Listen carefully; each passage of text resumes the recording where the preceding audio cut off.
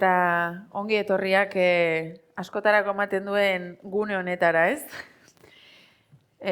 Pozgarria da, inbeste jende ikustea, orain dela 3 minutu utxik zegon, eta ja, bete duzue. 31. edizioa da, Euskal Azokarena, 3 hamarkada gainditurik, sumatu duzu agian berrikuntzak badirela, gero joan zaitezkete azokara, eta Euskal Jaiak iragana eta etorkizuna izango dugu mahai ingurua, 3 gonbidaturekin, Koldo Ortegarekin, Arkaitz Kanorekin eta Antxoka Agirrerekin. Beraz, ordenean joango dira eta bakoitzak denbora mugatu bat dauka, hitz egiteko, saiatuko gara, 12 eta 4 bukatzen eta zuei ere nahi zenezkero galderak egiteko aukera ematen. Beraz, Koldo, zurekin hasiko gara. Lehenik esango dugu, Hondarribit hartua dagoen Barakaldotarra. Zarela, filosofia eta teologian ikasketak eginak dituzula, eta historian lizentziatua zarela. Hondarribiko aldizkarian ere, historiari buruzko hainbat artikulu idatzia zara eta idazten zabiltza oraindik ere, baina gerturapen historiko bat egingo dugu, hori baita, ez, gaurko zure interbentzioaren xedea, Euskal Jaien harira, hoxe, nondi datu zen, zertarako, zergaitik? Hori izango da gaia. Hori da zure gaia. Eta gaia mugatu, horregetikan... Bertxotan. Horregetikan, hobe idatzia zerbait. Ze gaur da Santa Lutzi. Esan gabe nola utzi, gauza hauek batez ere. 11 lore zuentzat. Lore jokuak eta posik hemen zuen aurrean egoteagaitik. Beti egondu naiz posi herri honetan, esan duzu Barakaldotik Bilbotik onara etorria, eta beti esan behar dut etorri naizela de Guatebuena a Guatemejor, Bilbo. Oso ongi dago, egongo da, bino etor naiz Onjarbira eta hemen oso ondo aurkitzen naiz. Oso ondo, murgilduta eta herriari zor dio zerbait eta bueltatu behar diot. Eta kasu honetan, historialari naizen aldetikan, lore jokoei buruz, Euskal Jai buruz, dela 100 urteko jaiak hemen ospatu buruz, eta badira garaiak zerbait gogoratzeko eta ospatzeko. Nik uste dute banan joango naizela, egun berezi honetan ongi etorri, hemen esan duzu denbora mugatua da, eta hemen gure ordean muga badaukagu, baino Euskaldunei esker, nik uste dute Euskaldunentzat beste herriei gertatzen zaie bezala ez zaie gertatzen. Beste herrietan mugak dira gauzak banatzeko, baino ematen du herri honetan Euskaldunentzat mugak banatu ordez elkartzen dutela jendea. Eta hemen ikusten ari naiz iparraldeko, hegoaldeko beste hainbeste jende. Eta agurtzeko denekei. Hasiko gara, gaur hasi zen, begira nondik hasiko garen, Trentoko kontzilioa. Trentoko kontzilioa. Lehen esan diot baita ere Arkaitzi, 2 gauza bakarrikan ezin dugun gainatu, mundu honetan inoren gainatu. Katarro daukagunean eta maiteminduta gaudenean. Horregetik nago ni herri honekin maiteminduta baita ere. Orduan hasiko gara Trentoko kontzilioarekin. Zergaitikan gaurko egunean hasi zen. Eta han egin zen dekretu bati esker,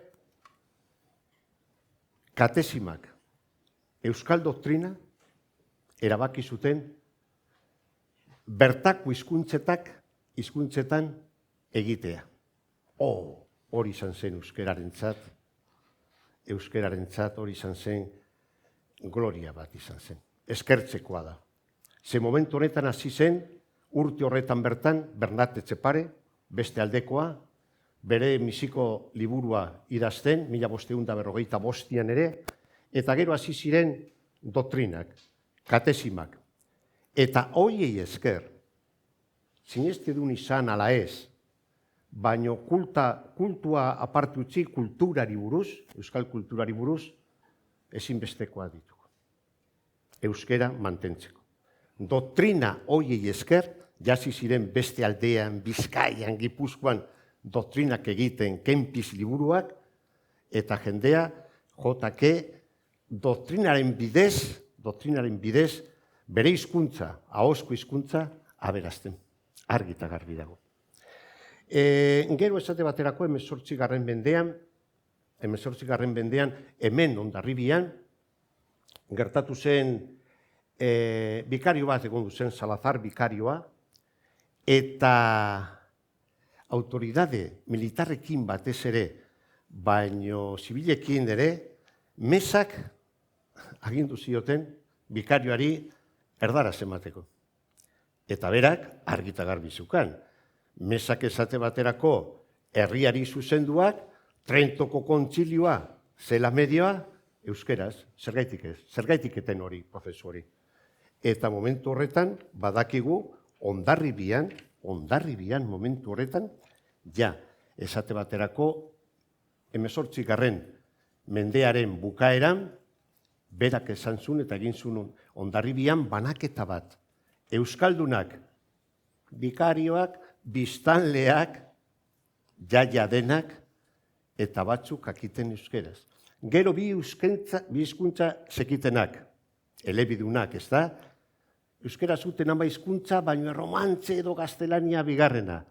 Kleroa, jauntzo batzuk, medizinako profesionalak, maizuak eta hoiek. Eta gero baziren erdaldunak. Oso gutxi dela 200 urte Hondarribian. Hori da egoera. Egoera ondo jasoa eta frogatua. 50 urte berandu zeago, Victor Hugo, hemendikan pasa. Eta 1855. Mexiko Karlistaldian bukatu eta gero, hemendikan ibili zen gizon hori. Eta berak esana, Donostiatik Pasaira bitartean ez da erderarik entzuten. Euskera da nagusi, Bidasoa salde batera eta bestera dauden herriak ez omen dira ez Frantzia eta ez Espainia. Euskaldun jaio, Euskaldun hasi, Euskaldun bizi eta hiltzen omen dira. Hori gertatu da Hondarribian dela, begira egoera, zoazteara, bidaiatu albaldin baduzie. Laugarren urratz nagusiena, Anton Abadia. Hemen aurrean daukagu eta gero aukera ezin hobea berarekin gozatzeko. Abadia. Esate baterako bera hasi zen koblarien gudak idazten Mexikoan dakigunez 1851. Eta hori, koblarien gudak. Ja hemen zegoen guda bat, karo bukatu zen Mexiko Karlistaldian, eta zentzu horretan koblariak, bertsolariak. Euskera transmisioan ez bakarrik kultoa, entzutea, kulturare bai. Eta elkartzen baldin badira kultoa eta kultura, hori da beti euskeraren alde. Bueno, gero urrengo urratsa da bigarren Karlistaldia bukatu eta gero. Egoera ezin txarra euskerarentzat, baita ere. Bueno, batez ere euskaldunentzat, bigarren Karlistaldia. Baina momentu honetan, hasi zen ezagutzen duguna lehendabiziko pizkundea. Adituek idatzi dute, Mexiko pizkundea sortu zen bigarren Karlistada, egoera tamalgarri horretan. Ikusita sortu zen pizkundea. Hemengo batez ere euskeraren alde, hizkuntzaren alde, fueroak galduak. Eta hemen pasa zen, urte horretan bertan, pasa zen hemendikan Sabino Arana Igori. 11 urte zituen. 11 urte zituen, eta hemen aterazun bere lehendabiziko titulua. Letras primarias, esaten du. Onara etorri zen, azterketa egitera. 11 urterekin zeukan. Baina urte horretan, hasi zen, esate baterako, lehendabiziko olatua. Euskararen aldeko olatua. Izugarria. Eta 1800 eta 83an ospatu ziren Ondarribian lehendabiziko lore jokuak. Euskal jaiak. Karo, beste aldean zabalduak. Herri. iparraldean eta hegoaldean. Hondarribian biziko aldiz, 1883 urtean. Hemen ospatu ziren. Justo egun horretan Hondarribian eta badago zerbait kriston naufragioa suertatu zen. Itsasoa behin baino gozetiago eta 11 hondarbiar ito ziren Santo Tomas txalupan.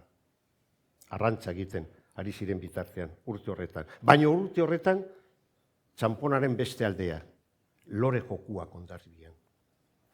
Gero, 7. urratsa, 1902an, han ziren Azkue, Resurrección María de Azkue, kampion, jakintzu horiek, eta Hondarribien egin zuten bilera bat, 1902 urtean, oso garrantzitsua. Eta horren fruitua, eta horren ondorioa, nik uste gertatu zela 1914an egiteko lehendabiziko lore jokuak Euskal Jaiak goi mailako ospakizuna egiteko. Hori zen dena antolatua. Beti bezala, hizkuntzaren inguruko gauzak, literatura, pintura, ganadua, beti euskal zena, euskaldunen arima han agertzeko. Herrian presente egiteko. Baina, tamalez, misiko mundu gerra. Eta beti bezala, gerrak oso txarrak dira. Eta suspendituak gelditu ziren joku horiek. Dena ziren antolatuak. Primeran antolakuntza gainera. Baina gero, etorri zen, Euskaltzaindiaren sorrera, 1918an, eta Hondarribien gertatu zen beste fenomeno bat. Eta horri esker, zentzu horretan esker, egin ziren Hondarribian, olatuaren barruan, egin zen gizon bati esker lehendabiziko lore jokuak haundi-maundikoak. 1925koak. Begira bakarrikan, ze programa egin zuten herrian banatzeko. Urte horretan esate baterako nire lagunaren aitona jaso zituen Hondarbiko leku izena, toponimiak, arrokak, mapak, dena euskeraz. 100 hitz denak euskeraz. Arroka bakoitza bere izena euskeraz. Hemengo ohiturak. Eta dena Massimo Sagarzazuri esker. Baina beste gizon bat zegoen hemen, eta hemen sartzen da politika, goi mailako politika. Alkate Zarra, Francisco Sagarzazu. Oraindik defini ezinezko pertsonaia, denontzat, baina bera zegonan, Primo de Riveraren diktaduraren barruan, 1925an mugitu zena euskararen alde, bai, ematen du baiez, herritarren alde, ez denen alde, baino batzuen alde baitare, baino batez ere atzerritarren alde, turismoa sortzeko sistema bat. Horregatikan azken artikuluan, eta Aitor Putziri esker jakin badakigu oso ondo gainera, zeintzuk izan ziren azpiko edo kanpoko ideiak Alkate Zarraren hau guztia antolatzeko. Momentu horretan hasi zen idatzita dago eta esaten gauza handietarako Hondarribia eta Nueva York. Ze jaiak, ze ospakizunak, ze jendetza. Hori izan zen izugarria. Baina batez ere turismoaren barruan kokatu behar da. Eta hori da orain 100 urte ospatzen ari garen. Pasa dira urteak, badira urteak. Denak ez oriontsuak. Hemen kokatu ziren jaiak. Deitzen diete figura batekin, los felices 20. 20 zoriontsuak. Ditxosozko urteak. Batez ere Hondarbiko baserritarrentzat eta arrantzalentzat. Arrantzaleak greba egin zuten, 1924an eta 1925an, zergak oso handia ziren. Handiko proiektu horiek. Esate baterako herrian ere bere ondorioa izan zuen proiektu horrek, Sagartzazuren proiektua. Baina, beste gauzetan, higiene, eskolak, eta han kokatu behar du gurea, euskerarena. Euskal Jaiak egin ziren. Eta gero etorri zen, beti bezala, momentu horretan Hondarribian 6.000 biztanle inguru, zeukan Hondarribiak herriak, eta hemen hitz egiten zen, argi eta garbi daukagu, baserritarren artean, arrantzalien artean euskera zen jaun eta jabe. Gizon eta emakumeak. Hori zen egoera momentu horretan. Etorri zen errepublika ondoren, etorri zen tamalez, batez ere euskerarentzat, etorri zen beste urraz bat. Hau bai, txamponaren beste aldea. Denbora ilunak, zigorrak, debekuak. Nik uste dute frankofobia euskararekiko. Zentzu horretan esan dezakegu, bildurrik gabe. Euskararekin bukatzeko plan antolatua. Linguizida baita ere. Ez digu esan adjetibori, diktadoreari, baino hizkuntzarekiko jarrera oso gogorra izan zen. Ongi planifikatua, baino hemen dago herria, hemen dago euskera. Zentzu horretan nik uste dut jendeen artean hitz egiten zen eta mantendu egin zen, baino denbora ilunak, gogorrak bentan. Gero etorri zen hamargarren urratsa, eta daia hau baitare, bigarren pizkundearen garaia. Argi eta garbi. Hondarribian ere, batez ere Hondarribian. Nori esker? Ikastori esker. Hemen sortu zen 1985an. Ero haiek bai. Baino hemen sortu zen ikastola bat, urte horretan. Eta guratsoi esker, eta neska mutili horiek esker, oraindik bizirik, gehienak, maizuak baitare eintartean, andereño horiek baitare. Eta hori izan zen, bigarren pizkundearen urraz oso garrantzitsu bat. Esate baterako, eskoletara, ikastoletara, euskera sartzia. Hori guztiz beharrezkoa izan zen. Horrekin batera musika eta beste bigarren pizkundearen esate baterako loraldiak, argi eta garbi. Eta bukatzen 11. pisua, 11. pasua, urratz. 11. da soziologia aldetikan, gaurko eguniak jakin badakigu, Hondarribian, 16% besterik ez da entzuten euskera gure kaleetan. Ikastoletan bai, 100% behar bada. Baino kaleetan ez. Eta hau, esate baterako, egoera larriena da. Niretzat behintzat. Ikusten dut, zera historialari eta filologoan izen aldetik.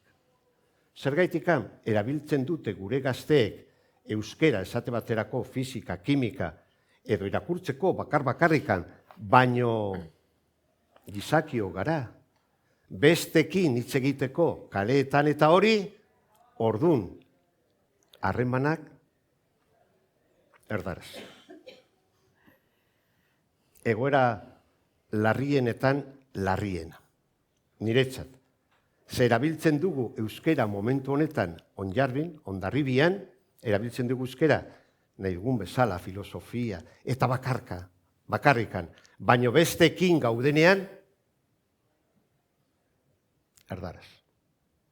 Gogorra. bakarrik aurrera begira, zerbait esan behar da, olatu hau oso kezkagarria da, zein den formula geratzeko denon eskuetan, denon ardura izan behar da. Ezin gudu udala bakarrikan, ikastola bakarrikan, ez, hemen da norbanakoaren ardura. Eta hori da irterako pistoletazoa. Hemendik aurrera hori da danbada. Bihotzaren taupadak izan behar da. Izan behar dira bihotzaren taupadak. Euskara hitz egitera, kaletara ateratzeko hori da behar duguna, momentu honetan, horretarako. Eta bakarrikan, momentu ez dira euskararentzat, garai honenak. Ez dira. Ikusten duzie, aste honetan, gure neska mutilak greba egiten, euskararen alde, 16-17 urteko neska mutilak, kalera atetzen euskararen alde. Iparraldean, gaurko egunkarian ikusita, euskararik, tranparik ez. Hegoaldean, hemendikan bi urtera Bilbon, manifestazioa, 27an, eta gonbidatuak gaude denok, Arajoateko baino batez ere gonbidatua zaudete, arren, favorez, mesedez, euskara gure kaleetan entzun. Entzun behar dugu. Mila esker, bihotz-bihotzek denekei. Ni esker, Koldo.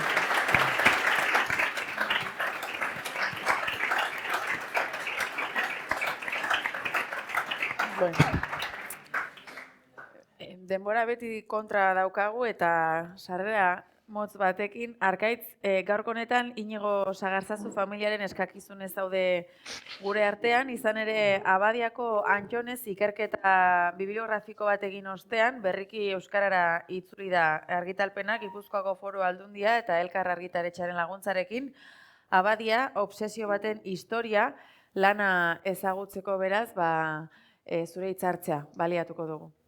Bai, egunon, mila esker. Poza da, hemen hainbeste jendaren aurrean egotea.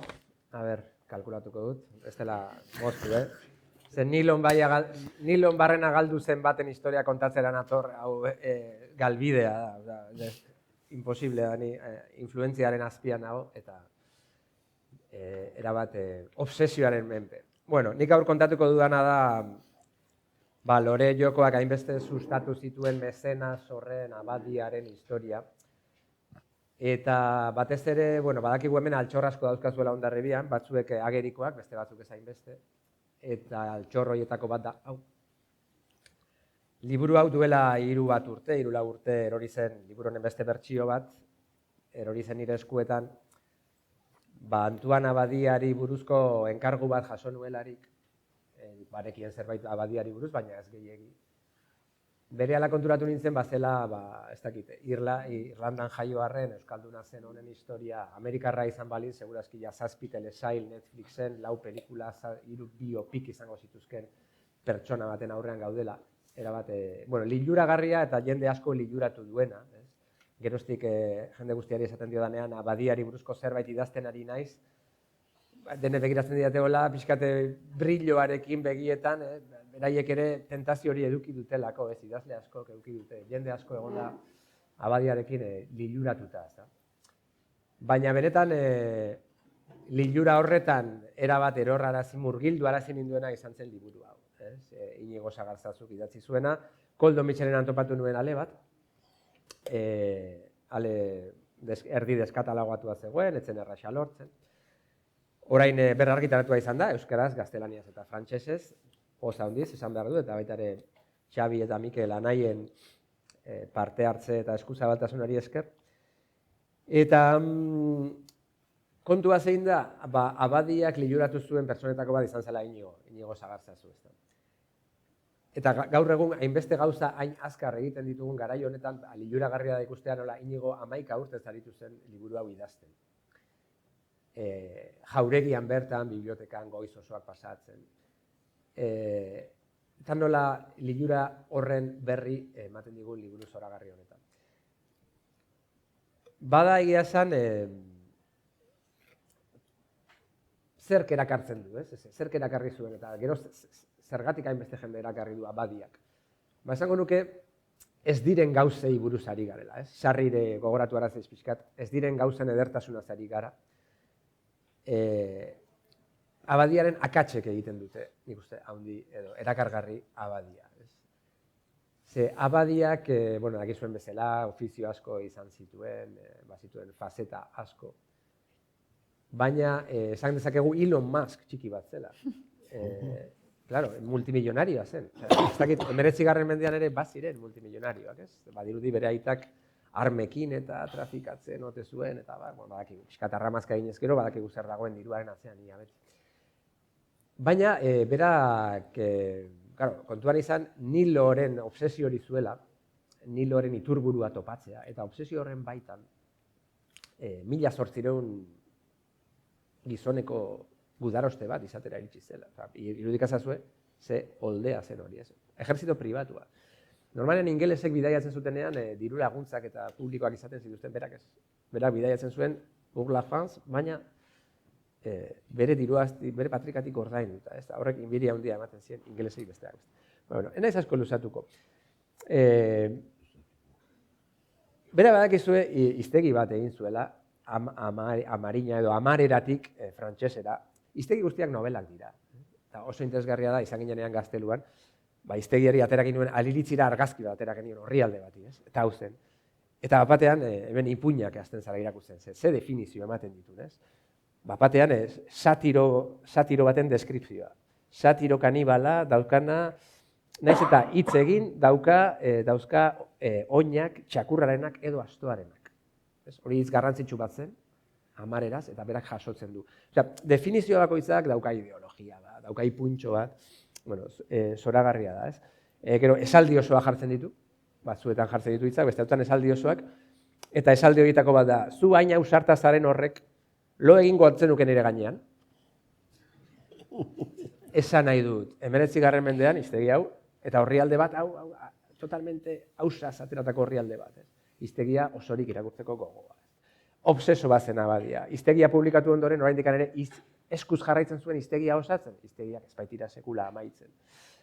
Ez dakit ikusten duzue, baina importantea da. Ikusi duzue bere sinadura, beti gora sinatzen zuen Antoine Abadik. Beti gora. Mendi bat eskalatzen ariko baliz bezala.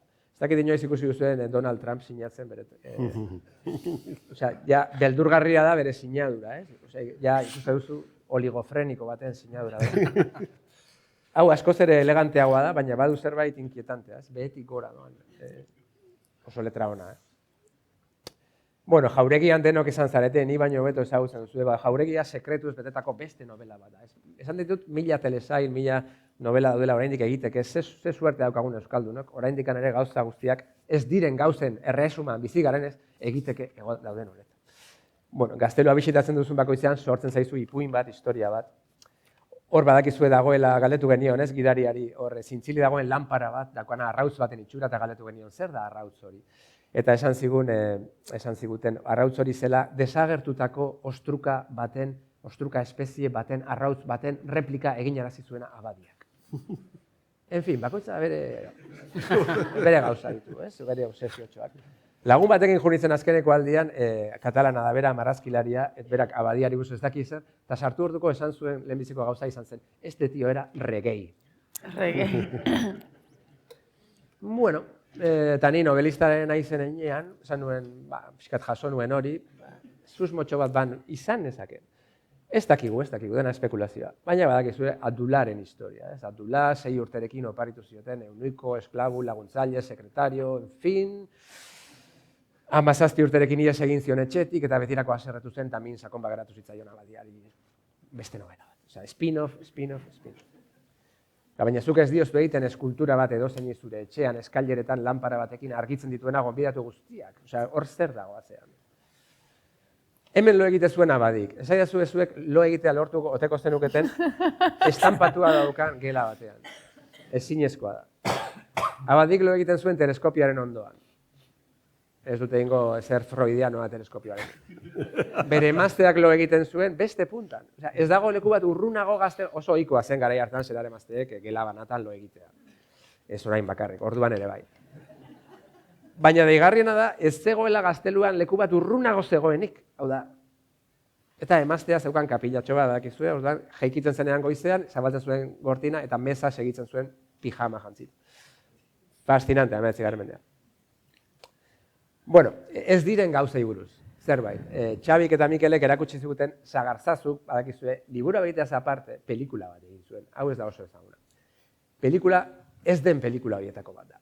Zehetzen estrenatu, filmotekan dago, biziosoren baba dago, zuen artean, eskatu dezakezue eta jartzen dizuete tabakaleran. Zoragarria da, ez dauka hotxik, zeluloidean egindako pelikula bada. Eta pelikula horrekin batera, amaitu gabe dago. Behar dugu mezenaz bat, 1.000 euro baldin mauzkazu sueldo. Familia dauka gordeta, dokumentazio guztiak, gidoia, argazkiak, postalak, errekorteak, zoragarria dira kodernoak, hemen ikuste dituzue batzuk. Polaroidak, rodajeko polaroidak, eta sorpresa beste obseso bat. Nor zegoen hor sartuta, Inigo horrekin batera, besteak beste, Bixente Amestoi. Bixente Amestoi, hemen daukazue Inigo, gazteluan grabatzen, eta hemen Bixente Amestoi abadia bezala jantzita. Hau ere, abadiaren eraginpean erori zen, lilurapean erori zen. Esan zuen, wow, ez? Nolabait, jende estentriko genialak elkar usaintzen du. Eta Bixentek eta Inigok usaindu zuten, ez?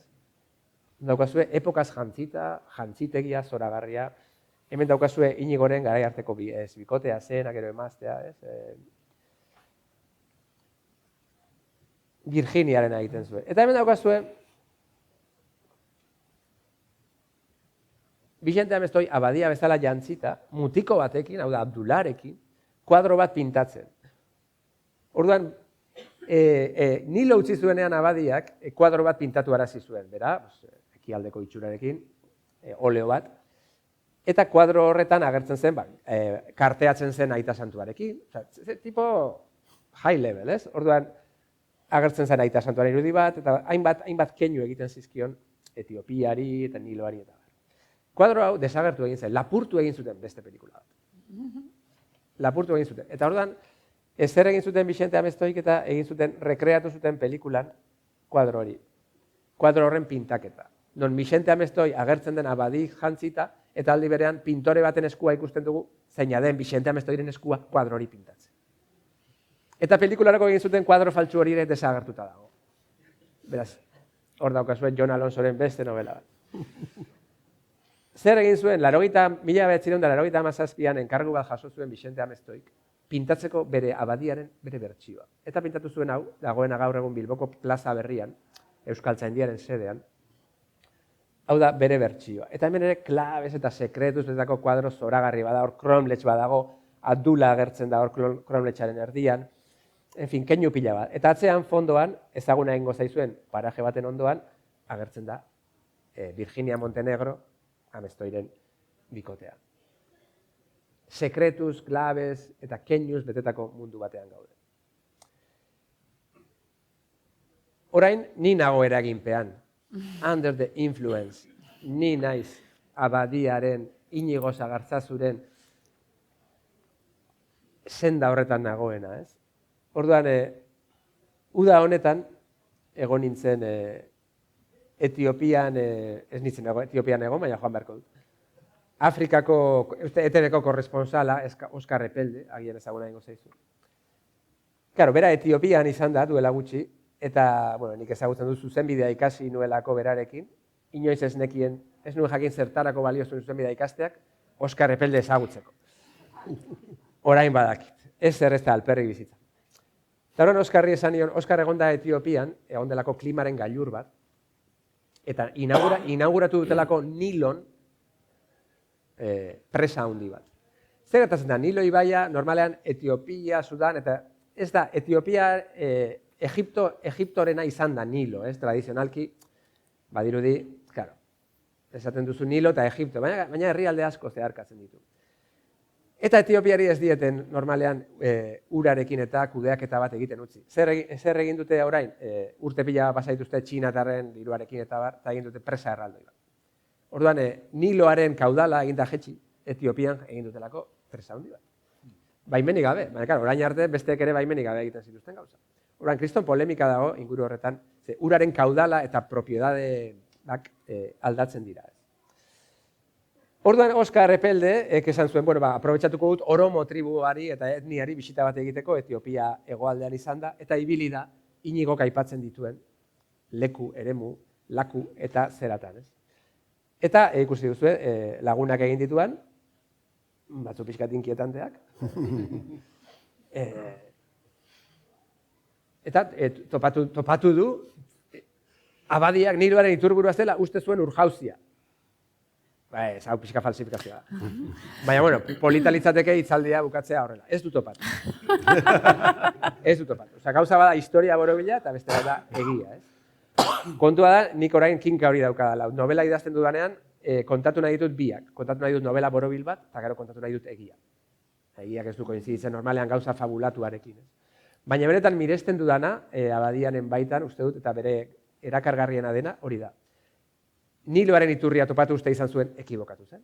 Humanista bat zen, esklabuen aboluzionista bat zen, oso aurrerakoia zen, armari gabe bidaiatzen zuen, anaiak bidaiatzen zuen armekin, ondo dago, anai bat eukitzea. Baina berak, lehoiak usatzen zituen zuzi batekin, en fin, bidaiatzea aholkatzen zuen motel, bidaiatu motel, ez izan presarik, eta ez eraman interpreterik, esaten zuen, ikasi hizkuntza. 2 edo 3 urte gehiago beharko dituzu, baina. Elon Musken dirua baldin baukazu, zertarako da izu denbora, hizkuntzak ikasteko, ez? Alde hortatik, fascinantea da pertsonaia, oso nobelezkoa da pertsonaia. Eta oso polita da, ez?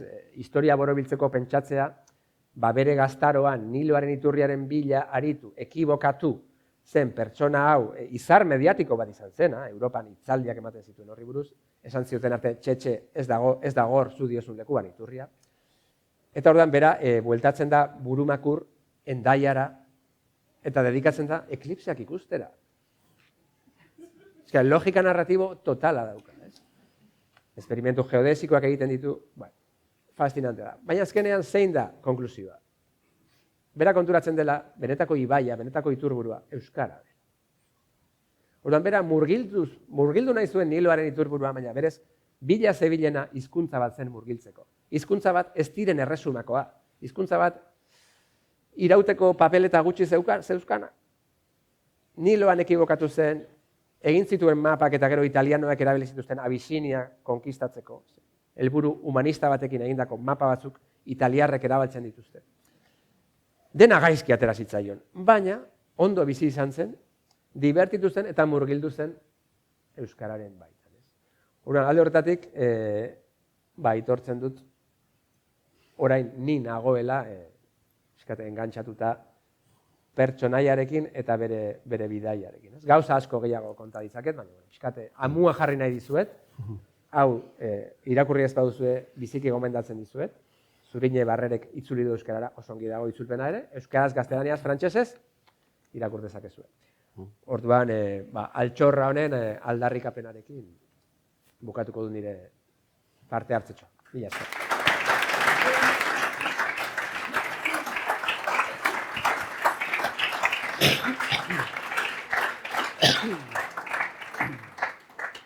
Eskerrik asko Arkaitz, Hendaiar bezala zure novelaren zai. Geldituko naiz, ez dakit Aimarre Hendaiarra, eta nik ez dut behin erentzun Abadiako Antxonen inguruan olako aspekturik, ez? Beti gaztelua eta gaztelua eta gaztelua.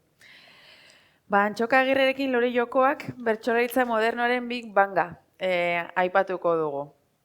Beraz, aurkezpen gisa, EHUko kazetaritzako irakaslea zara, Antxoka zuzenbiden eta kazetaritzan lizentziatua, eta azken urteetan besteak beste bertsolari aldizkariaren zuzendari ere, 2013 ezkeroztik, eta gaurkoan, esan da bezala. Lori Jokoak, bertsolaritza, zuri hitza. Kaixo da noi, entzuten da ez. Lehenengo gauza ikasi deia ez du leiten mikrofonoak enduta, bai? Danok lasai. Bueno, nik egin nun tesia bertsolaritzaren historia sozial bat, hor goian daukazuen hori, Oihartzuna, Eragiletza eta Gakoak, 1823-2018. Euskaltzaindiak publikatu zian, eta, bueno, tesia zen 1200 horrikoa, eta esan ziaten 600 horritan utzi behar nula. Orduan, ez dakit denborarekin nola ibiliko nahi zen, porque enrollatzeko joera handia daukat.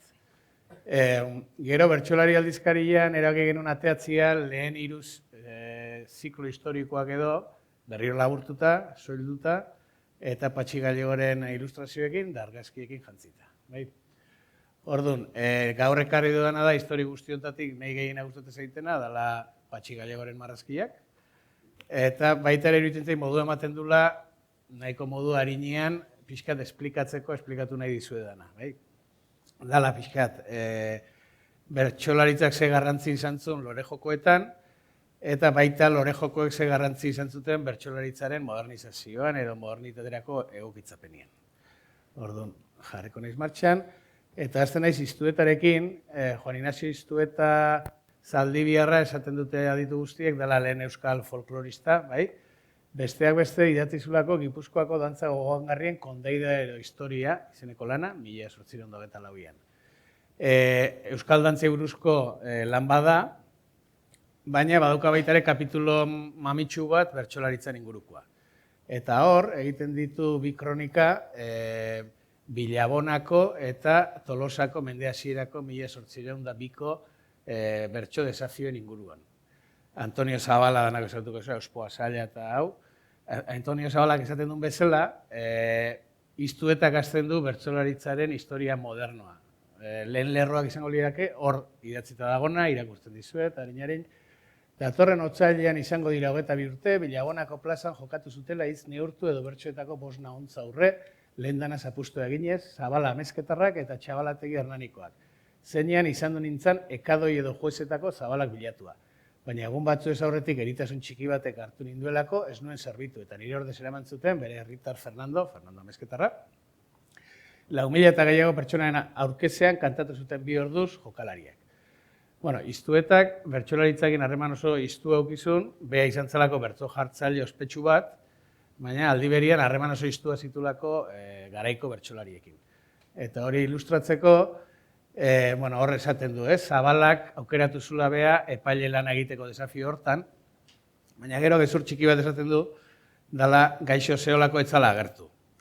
Eta zehatzagoa izango zen kontatu balu, espetxean zeolako etzala agertu epaile izatera. Bai? Kontua da, desafioa baina bilabete lehenago, 1801ko abenduan, harrapatu zituzten bera eta Zabala bertsolaria, Zeraingo eskribagoaren etxean lapurretan sartuta.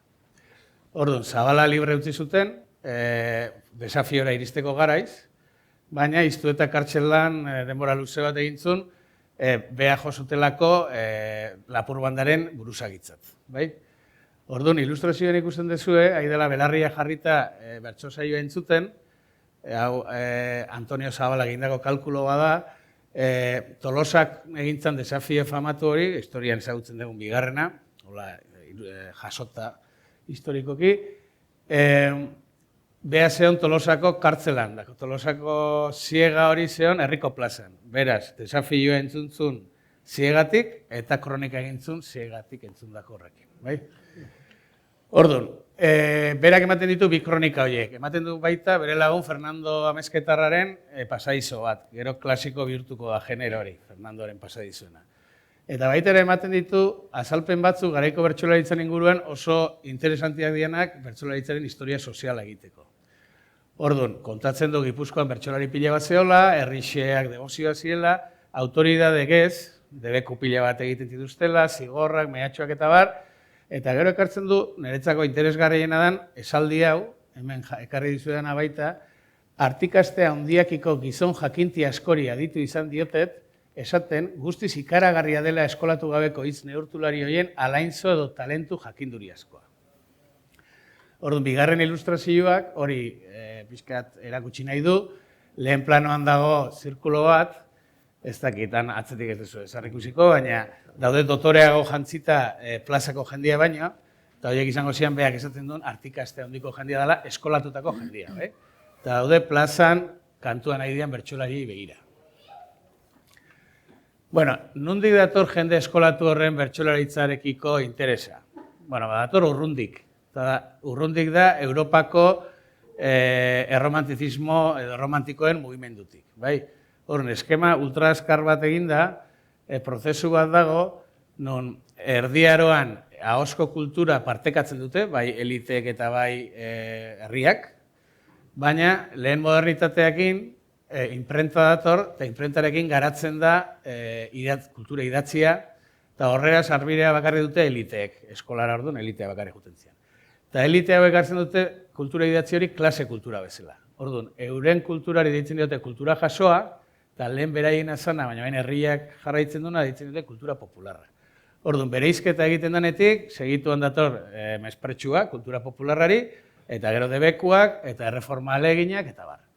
Orduan, hor dago movimentu bat, 3 mendetan, bizkarra ematen diote kultura popularrari. Baina ja, 17. mendean, bigarren erdirako, badaude egile edo sortzaile batzuk, ikusten zaiena, neke puntu bat, kultura idatzi horrek ukidun garapenak dakarren sofistikazioa nekatuta daude ja. Gehiegi garatu da edo sofistikatu gila da. Eta gaina hasi dira ezagutzen kolonietako indigenen kulturari buruzko testuak. Eta liluratuta gelitzen dira, ze soilak dian, ze exotikoak eta asko gustatzen zaie. Hortik sortzen da baita bide beretik, basatia, alegia, eskolatu gabia dana eta zibilizazioak kutsatu gabia danak, berezko bertutez beteta dagoela dion basationaren mitoa, garai hortan hasten da sortzen. Bai? Orduan, ja gaude 18. mendian, handik mende batera ja, erromantizismoa martxan dago. Eta erromantizismoa izan zen, eliteek, 3 mende dijoazte bizkarra ematen beraien kultura popularrari, eta ja bihurtu da beraientzako hain exotikoa eta primitiboa eta tal, zeatakoak bezain beste, indigena kolonietako ez zeukaten kultura bezain beste. Orduan, liluratuta gelitzen dira beraien herritarren kultura populararekin. Eta gaina da Napoleonen imperioa, eta horri aurre egiteko, hasten dira biltzen kultura popularri, dotoretzen, eta kultura nazional bezala aldarrikatzen, Alemanian hasten dira. Orduan, guztionen ideologo garrantzitsuena Herder izeneko alemaniar bat izan zen, eta honek gauza asko idatzi zituen, da tartian izan zuen, ze interesgarria izango zen, Euskaldunen horreako guduari buruzko euskal baladak topatuko balitu norbaitek. Eta horrek kaso eginaz, von Humboldt izeneko hizkuntzalari eta politiko importante bazan, egin zituen 2 egonaldi hemen Euskal Herrian, 1789 eta 1801 bila etorri zen, horreako baladena. Etzun topatu, ez zegolako balada hori, etzun existitzen, baina bai topo egintzun hor ilustrazioan 3. da ilustrazioan berekin agertzen dian Pablo Pedro Astarloa eta Juan Antonio Mogelekin. Eta hauek zeukaten eusko-iberismoaren teoriarekin. Eusko-iberismoak esaten du, euskera dela Iberiar penintsulako jatorrizko hizkuntza. Orduan, berak hartu zuen teoria hori eta Europara aplikatu zuen. Esanez, posible dela euskera eta euskaldunak izatea Europako jatorrizko edo zaharrena dan hizkuntza eta herria. Eta sekulako arrakasta ukizun. Europan zebiltzan, Europa romantikoa zebilen bere sustraien bila, nondik gatoz dauta beste, sortu zen olako jartzuna handi bat ukizun, eta interesa handia sortu zuen Euskal Herriak, eta etortzen hasi ziren ikerlariak, abenturazaleak eta tal. Iztuetak aipatzen ditun artikasti handiko jendia. Daude prensan, artikuluak, kanpoko jendia kontatzen euskal kultura eta beste. Orduan, aldi berian, garai hortan, erromantizismoa zen antimodernoa, joera hori zeukan, da Euskal Eliza ere bai, antimodernoa zen. Eta kuadrilla hortako, apaiz kuadrilla bada, hemen topatuzuna, listuena, Mogelek, hemen zegoela von Humboldt, bere 2. egonaldian, idatizun Peru Abarka. Eta Peru Abarkak egiten duna da, maizu, Juan dago, horrek begirada moderno batetik, alegia garaiko eliteen begiradatik, egiten du gorazarre bat Peru Abarkaren, alegia herrixearen esentzia urren modernoaren gorazarre borobil bat egiten du. Bai? Eta ikusten da, obra hortan, Europako indigena bezala deskubritu zena von Humboldtek oso ondo gelitzen dela basationaren paperian, euskaldun indigena hori. Bai? Eta batez ere bertsolariak oso ondo funtzionatu dezakela eskolatu gabeko gizasemian berezko askartasunaren ikur bezala edo. Orduan hori dena Peru Abarkan jasota dago. Bueno, beste personaje importante bat, Agosti Xao, ezaguna ingo zaizue, nortasun handikoa, polemista, ukizitun duelua pistolarekin da espatarekin, antiklerikala, masoia, bueno, personaje oso interesgarri bat. Eta, bueno, honek Frantzia romantikoan zeon korronte bati jarraituz, bere lanetan dauka sekulako kutsu esoterikoa, eta testu askotan aurkezten du bere burua asti bezala edo igarle bezala. Orduan, bere rollo esoteriko hori jarraitzeko nahi bintzei komplikatu egiten zait, ulertzia, baina aitortu bertzaio igarle bezala baseuskala dotiak, bai? Porque alor askotan izan zen oso aintzindari goiztiarra, adibidez. Euskera hutsezko lehenengo aldizkaria bea publikatu zuen, eta bigarrena publikatu zen 60 urte beranduago. Edo izan zen lehenengoa publikoki Euskal Herriaren independentzia eskatzen, abertzaletasuna movimentu politiko bezala sortu baina 30 urte lehenago. Osea, Euskal Herriko lehenengo hileta laikoa beria da, eta daiteke zerrenda luze bat. Eta bertsolaritzaren kasuan ere ekarpen garrantzitsua entzun da pixkat garaiz kanpo bezala. Zen izan zen bere ekarpena? Bueno, pues beak seinaletuzun bertsolaria Euskal nortasun berezituan eta Euskal kulturaren ikur bezala funtzionatu zezakela. Eta hori egintzun apologia batean prensan bertsolaritzarena eta Aitorren kondaira, ez dakizunatuko izue, Aitorren semia gehala danok, eta beste, bueno, Xaorena da. Eta dano iritsi zaigu Aitorren kondaira, baina ez dakit asko fijatu gehan, kondaira horren azpitituluak esaten du, Barduliarrak, Gerekiz, Ilargi betearen festa, bardo improvisatzailea. Horren, Aitorren kondaira azten da,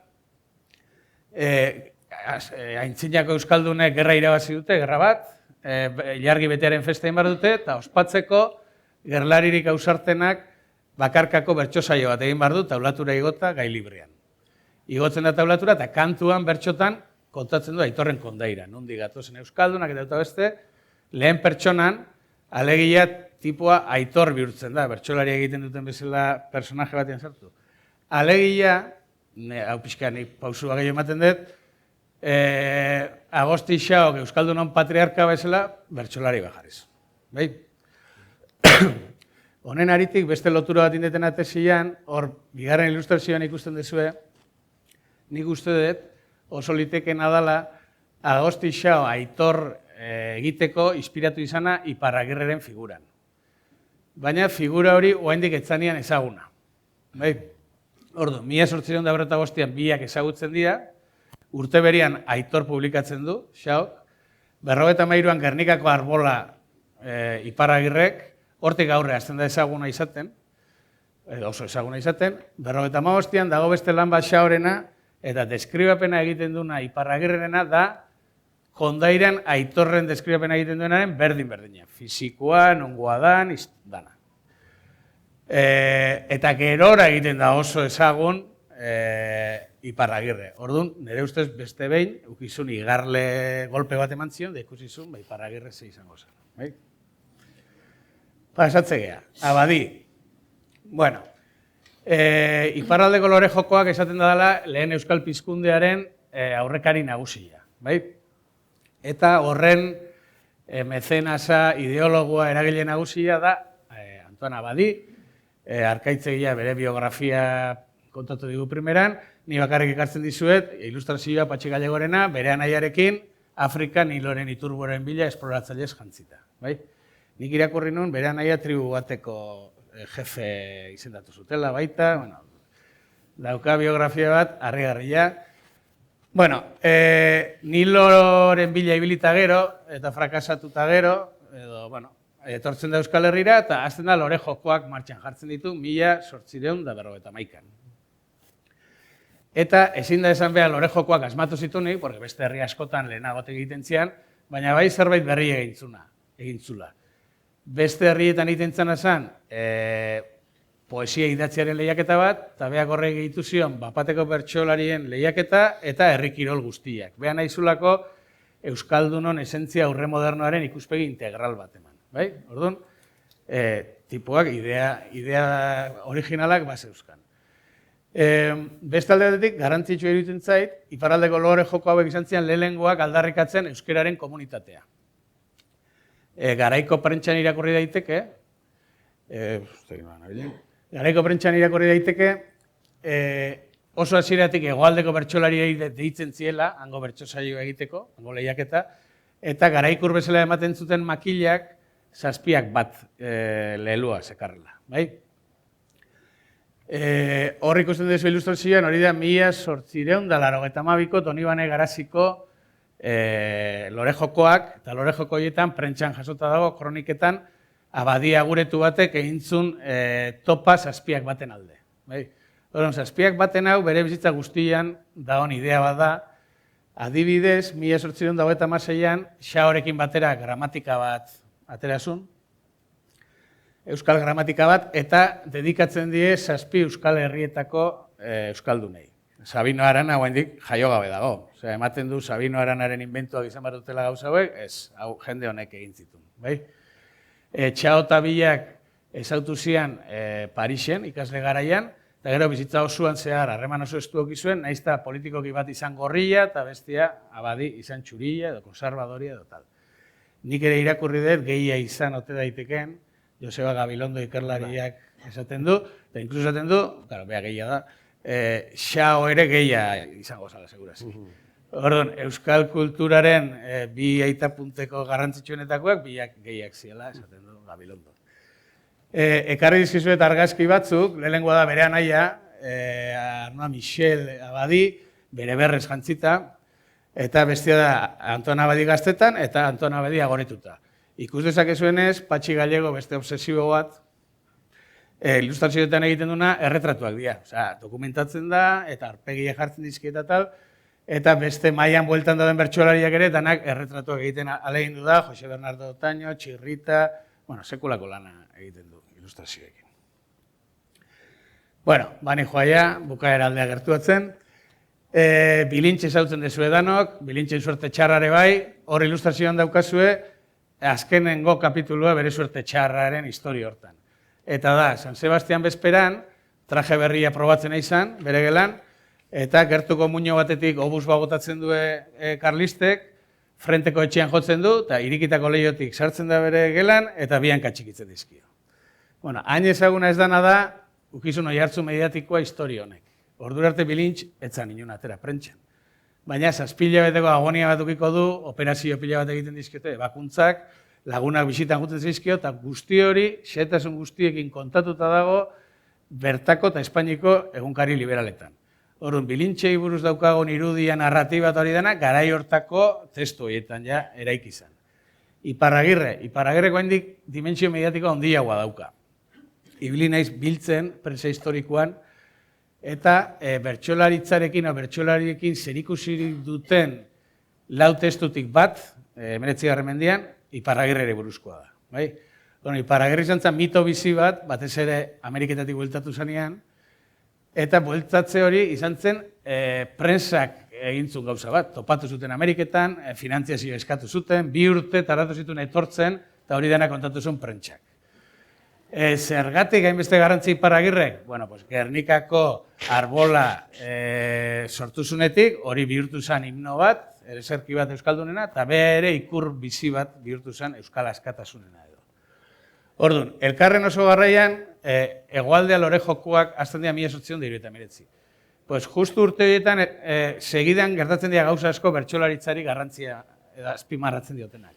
Lehengoa da, bilintxen kalbarioa eta eriotza, 1876, Iparragirreren itzulera, 1876, Aitorren kondaira frantzesez idatzizun Xaok, gaztelerara itzultzen dute, Arturo Kampionek 1878. 1919an Lorejokoak gazten dira. 80an publikatzen da Peru Abarka. Askoz lehenago idatzi izan, baina publikatu gabezean.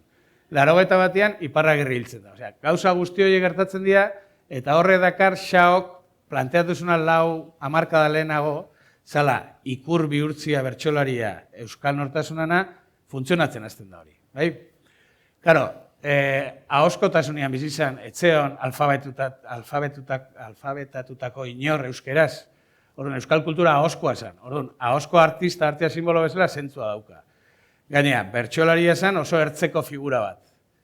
Eta herria euskal hiztunen komunitateare ertzekotutakoa. Orduan, identifikazioare erresa funtzionatu egiten du, ikur horrek.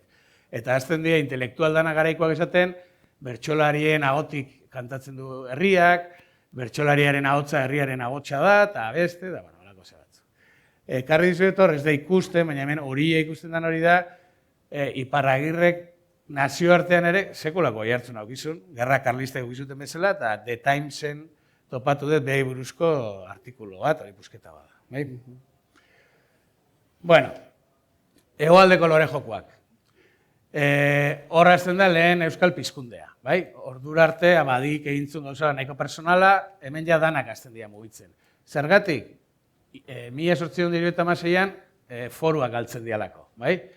Bigarren gerra kalista dago, eta gerra hortan kuriosua da, bai liberalak eta bai karlistak dana foruzalia dira. Baina karlistak galtzen dutenean, Espainiako gobernua foruak kentzen ditu, eta danak galtzailea atatzen dira. Inork ez du irabazten. Orduan dago reakzio bat, komunidadia indartzen da, elkartasuna indartzen da, gaina kezka identitarioa sortzen da, porque foruak zian pixkat, nortasun ikur bezala, eta reakzio kulturalista bat egoten da, dakarrena lehen pizkunde hori. Lehenengo aldiz historian, bertako instituzioak ere, benetan parte hartzen hasten dira euskal kulturaren alde, eta, bueno, euskeran aldeko elkarte pila bat sortzen da, kultura aldizkari pila bat sortzen da, eta horrek artikulatzen du lehen euskal pizkundea. Bueno, mugimendu guzti horrek segituan kontaktatzen du abadiren mobidarekin iparraldian zegona, eta segituan, hasten dira hegoaldean ere, forua galdu ondoren, lore jokoak egiten, bai? 1979an. Bueno, bertsolaritzei dagokionez, metamorfosi handi bat ematen diote, pues, aurreko formatua zen, bertso desafioak edo, bertsolariek eurek antolatuta. Hemen, gai jartzailean figura sartzen dute, epailetza hartzen dute garaiko intelektualek, bertso saio motzagoak, bertsolari gehiago, aldaketa pila bat. Zergatik? Pues bertsolaritza hartu dutelako euskal nortasun modernoaren ikur bezala. Eta nola estatus berri hori daukan, formatu berri bat eman bartzaio. Formatu berri hori da ikuskizun moderno bihurtu nahi dute. Bai? Orduan, kuriosua da zentzu honetan, abadik hartu zituen bertsolariak sagardotegitatik eta frontoira eraman zituen. Eta hegoaldekoak esan duten, bagu gehiago, eta frontoitik antzokietara eramaten hasi ziren.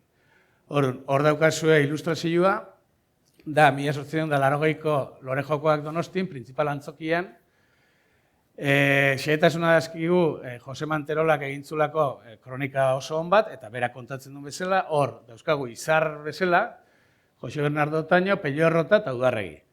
Eta berak kontatzen du, publikoa txora-txora eginda, danetik botatzen zirela loriak, guantiak eta ez dakiz zer, goiko palkoetan Donostiko pijo danak txaloka, bueno, holako festa handi bat egin zuten, eta gero ekarri zuen Pello Errotaren argazki bat ikusteko kontrastia irudi hori, eta Pello Errota bere etxe aurrian ikusten da xentimo bat ez zeukala, hor aurkian eserita da beranduagokoa, baina bueno, ikusteko ze ekarri zuen metamorfosi horrek. Oso baserrikoa, sagardotegikoa, herritarra gauza bat jarri zuten antzokian, aldatu zioten formatua, bueno, lore jokoek hori ekarri zuten. Eta ja, bukatzen dut,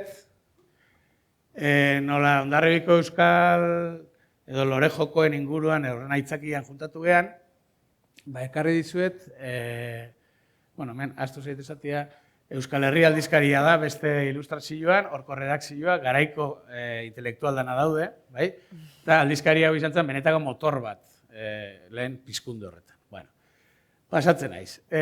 Hau da, lehen lore jokoak Hondarribikoak esan du Koldo, 1883koa diala, pues orduko kronika bat egiten du, Claudio Otaegik Euskal Herria aldizkari hortan, eta, bueno, pues irakorriko dizuet, Hondarribiko Euskal Festak. Zer ikusgarria zegoen Hondarribia. Herri guztia bata bestearekin ahaztuta irtentzan, portale nagusira ala lebitadunak non abarkadunak.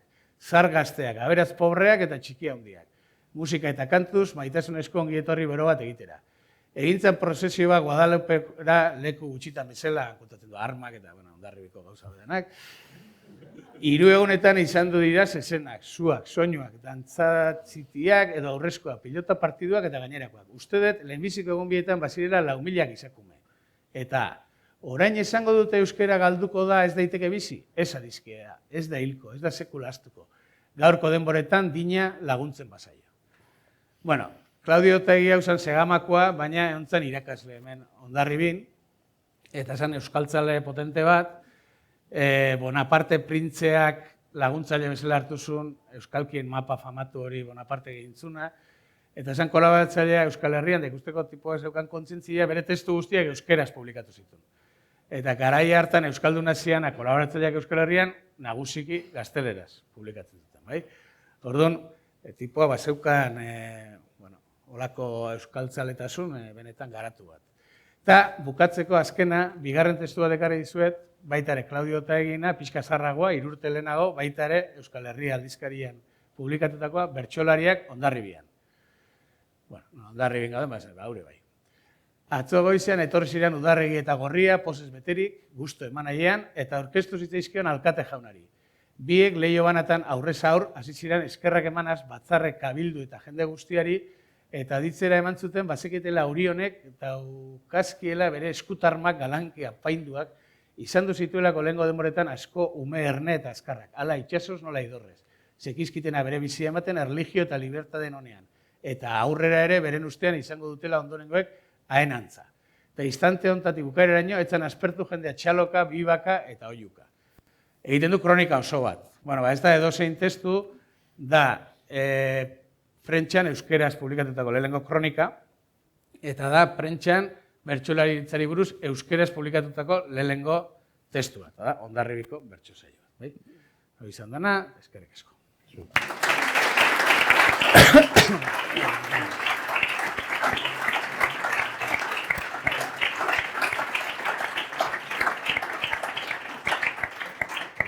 Mi esker, badugu denbora pixkat pare bat galdera egiteko. Emakumeen papera esate baterako Antzokak oso ondo esan du, Bizkarrondo, esate baterako Iztuetak baita, Hondarribian, egun zen kalea dauka eta hori, eta alardei buruz, irazizun 20-30 orrialde. Eta gero Bizkarrondo, birintza esate baterako familia, izan zuen hemen, eta hain aipatzen da. Desafio bat, la Josepa ospetsu hori, Hondarribikoa zela. Ibili gara esate baterako Guadalupeko kantinetan eta hori, eta zerbait aurkitzeko bidean uste dut garela. Zaila da, porque idatzita dago eta emakume bati. Bilintzen hori erronka, desafioa, hemen Ondarribien. Iparraldeko lore jokoetan, bai, presentzia aukizuten emakumeek, eta badaude urte buruz ez dakit, baina urte batzuk emakumezko bertsolari emakumeek irabazi zutela lore jokoak eta 3. tokiak eta 4. tokiak, prensan badaude kronikak esaten sexu ahulak irabazi dut, ez zer, hola harridura izugarri batzukin, eta badaude bertsolari batzuk, hor, iparraldekoak batez ere, ibilbide bat egin zutenak. Geroia hegoaldean, hori ez dakit, ez dator. Beste garai batzu dira, nahiko askar Sabino Arana, beste histori batzuk, eta desagertzen dira erabat, kasi bertso eskola hasi arte badaude puntualki bertsoa jartzen zuen norbait, baina kuriosua da, Abadiren lore jokoetan presentzi potente bat daukatela, eta hortik kanpo ez. Hortan ere Abadi segurazki aurreako jagoa zen, edo gizarte...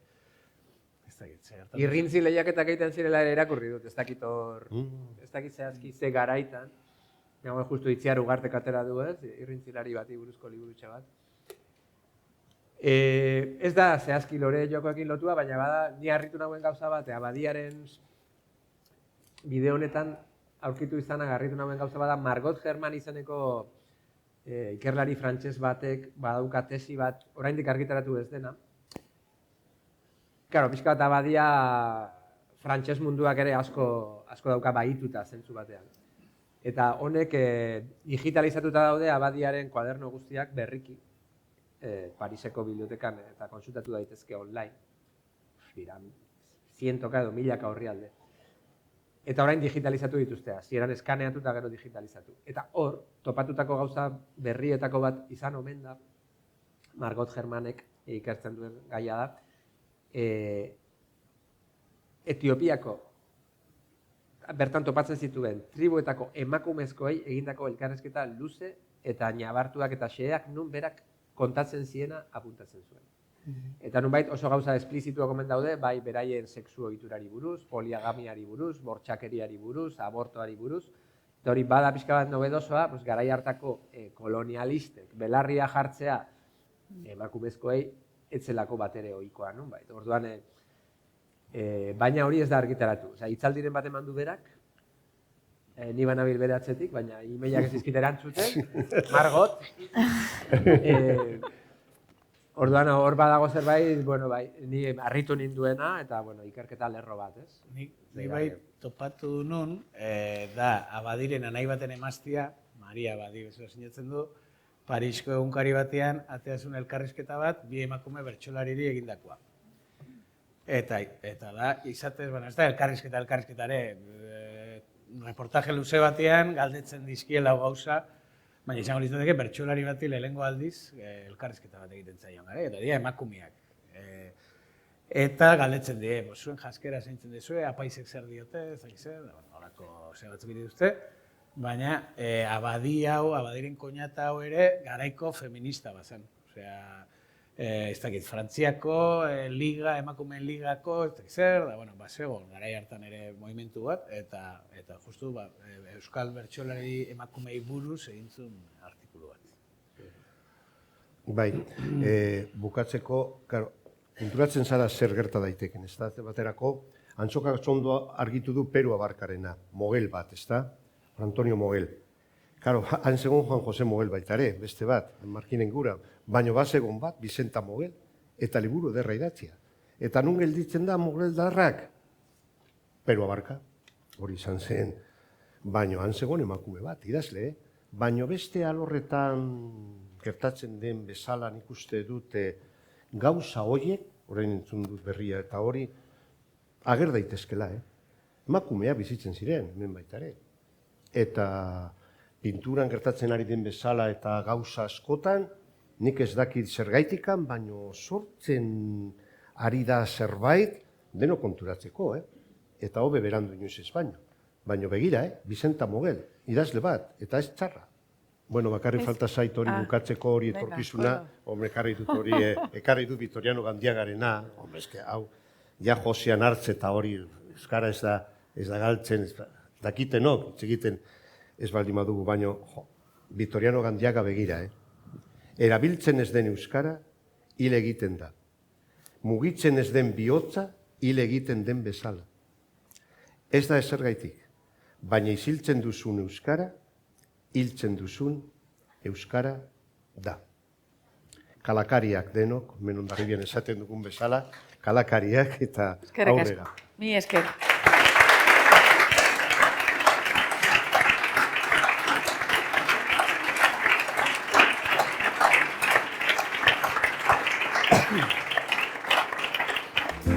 Thank you.